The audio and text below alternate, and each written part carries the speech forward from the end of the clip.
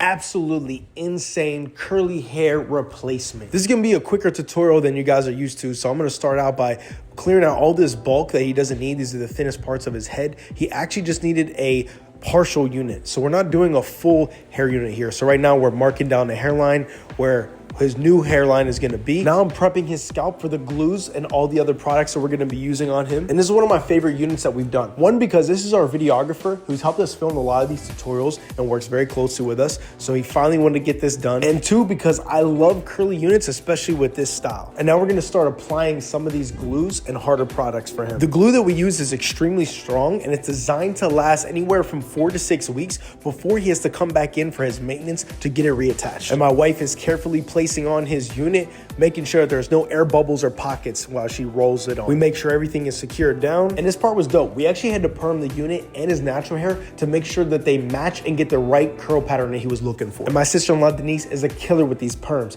Now all we have to do is trim it to the length that he desires. And you can see how my guy came in, and check out his after. My guy is flowing with confidence. If you want to see more tutorials like this, make sure you like and hit subscribe.